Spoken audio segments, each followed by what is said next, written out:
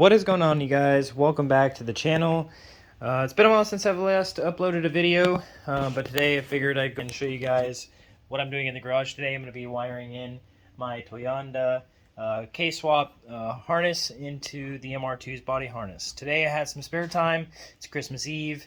I got off work early and I decided to just go ahead and yank the body harness out of the MR2 today, and that way I can go ahead and get this standalone harness wired into the factory wiring. So pretty stoked. I will tell you what, I do apologize for the mess. I am working in my garage and it's Christmas Eve and got a lot of family over and everybody's just, trash everywhere. So anyways, it took me a while to get this harness out. It was kind of a pain in the ass, but I did get it out. It took me about an hour, but anyway, so this is the chassis harness. This is going to be starting up in the driver's side kick panel. You got like your power wire and all the fuse box connectors that go, all the way up there. And then it comes down here, and then this is like your little door section that runs along the seat, between the seat and the door. And then that kind of runs up behind the kick panel, and then that's the driver's side speaker wiring. Then kind of drops down, and then this is where the seal's at, and then it runs into the engine bay, comes all the way up. Ignore that, that's the swap harness. And then it comes all the way up and back into the fuse box in the engine bay. Then goes all the way into the trunk. That's the first set of taillights. And then just kind of goes all the way back into the other set of taillights. So, yeah, just basically had to disassemble the whole car, so that was fun. But further ado, we're going to go ahead and get started with this K-swap wiring harness. I ordered this from Toyonda. Toyonda makes a lot of really good stuff. I actually, in fact, ordered their whole K-swap kit, which basically comes with mounts and radiator hoses, wiring. I mean, everything needed in order to go ahead and do it. So anyways, I think Norman's ready to go ahead and get this thing started, so let's do it. All right, guys, so what I'm going to be doing first of all is what we're going to be doing to this harness in a nutshell is we're basically doing a fuse box delete. So we're going to be deleting this fuse box and all the wires that go to it besides these two 8-gauge wires. So that means all of these wires, all of these here, basically. All of these wires right here are going to be pulled out of the harness all the way down to the very end. So which means I have to cut all this conduit off. So I'm going to start with that first. Cut my good old brand new razor blade. The sharpest razor blade is what's going to work the best. I'm just going to go ahead and take all this hard plastic conduit off. That way we can access the wiring, and then we'll go ahead and start chopping some wire. Alrighty, guys, so it's the next day, and I have my harness pretty much kind of all stripped. It's actually Christmas today, and I'm just kind of jamming out in the garage. I'm having a good time. So what I'm going to be starting off with, now that I got all this all stripped off, basically I'm just going to be cutting all these wires that go to the fuse box. I'm going to be chopping all of these out, and then I'm going to be yanking these all out of the harness and setting those aside. And then after I yank all this out of the harness and remove all this, what I'm going to be left with is these wires somewhere in the midst of this harness, where I'm going to start cutting and splicing and color coding wires. I mean, all this is color coded to match this harness. So once I get to that point, I will go ahead and start splicing, and then I'll go ahead and rewrap my harness up. Alright, guys, so here's an update on the video. I cut that plug off like I showed you guys, this one, and then I pulled all those wires back through and separated the ones I was going to get rid of, which is from that plug, and just kind of pulled it all the way back through the harness. I cut it all through, pulled it back through this grommet here, and now I just got all those wires chilling. I'm probably just going to go ahead and slice it all the way up to the front and just depin them from the plugs and just remove that whole harness completely, but that is no longer needed. That's why I have that kind of separated into the side. These wires here are what you're going to be left with. As you can see here, these all pretty much just going to geez, I can't talk. These all pretty much are just color coded to match right up into this harness. As you can see, you have your big red wire, you got your blue wire, you got your black and yellow, you got your black and yellow, you got your green with white stripe, you got your green with white stripe, you got your red. This one here, this big red one with the black stripe, is going to go to that red wire that you see right there. That is for your reverse lights. So I'm probably just going to use a spare wire after I chop all that out, and then just splice it onto that and extend it to that wire. That way I can have my reverse lights work. But pretty simple, as you guys can see. You just kind of separate all your wires, color match them to this harness, and then your Honda ECU just plugs right into that. So makes it really simple. Basically after this, once I depin all of these wires out of the harness and out of those plugs up front, I'm going to go ahead and retape it. I'm going to go ahead and take these wires, run it back through this grommet, since this is the firewall grommet.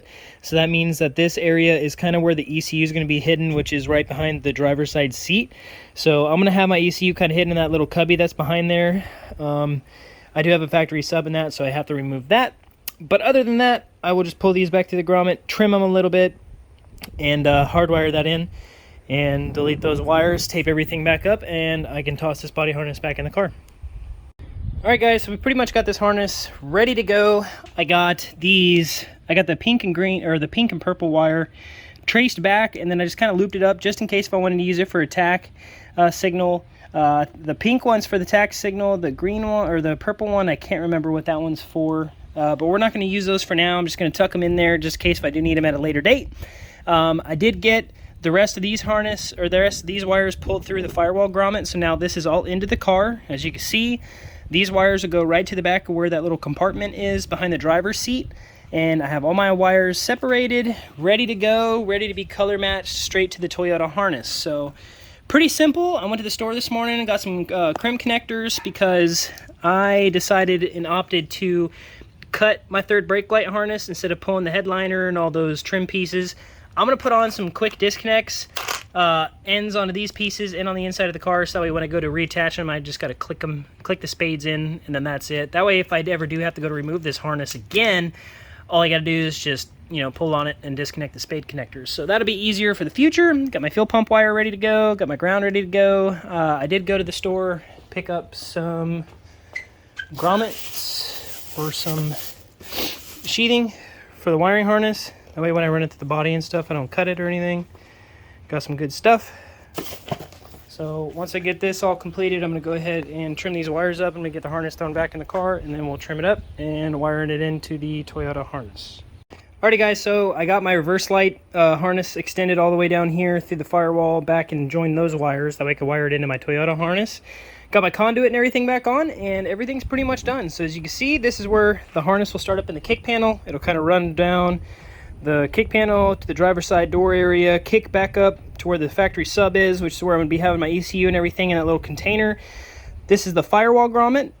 Exiting the firewall grommet is my alternator cables that I had to modify as well, which I just went ahead and just kind of snipped half of it off, and this will bolt directly up to the K-Series alternator, boys. So super simple, super easy.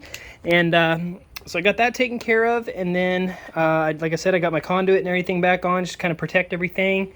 I may just this kind of goes into the trunk area, and we're just about ready to throw it back in the car.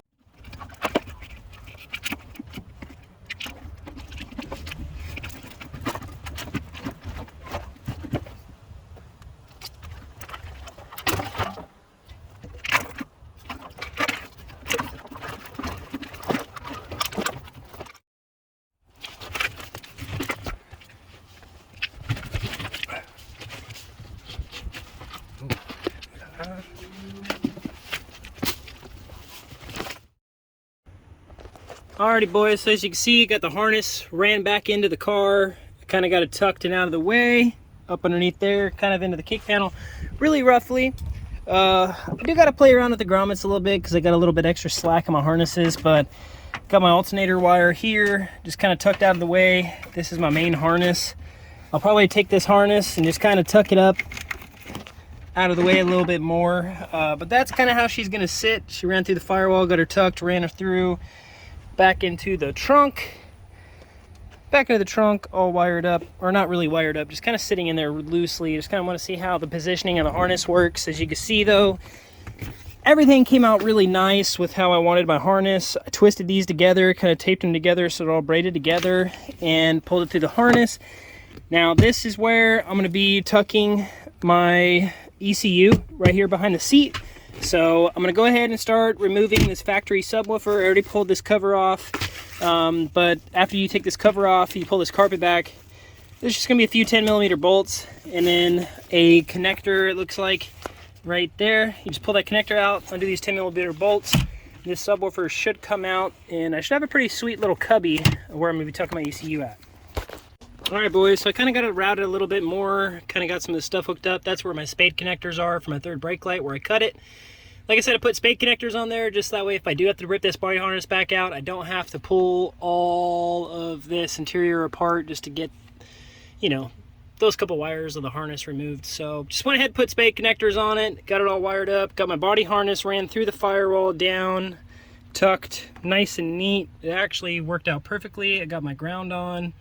My harness just kind of spades off here, as you can see, and then just kind of hangs out right here in the cubby behind the driver's seat, which is exactly where I want it. So that's actually gonna work perfectly.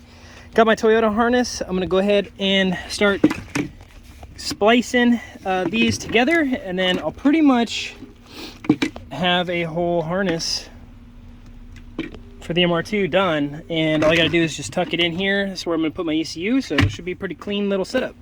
Alright guys, so that's gonna be it for this video. I really appreciate y'all watching. I hope y'all enjoyed me showing you how I installed my Toyonda K-swap harness install. If y'all have any questions, leave them down in the comment section below. Make sure you like this video. Make sure you subscribe, because there's gonna be a lot of cool stuff coming up with this MR2. Little sneak peek. Won't show too much, but anyways guys, I hope y'all have a happy new year, and stay safe, and catch y'all in the next one. Peace.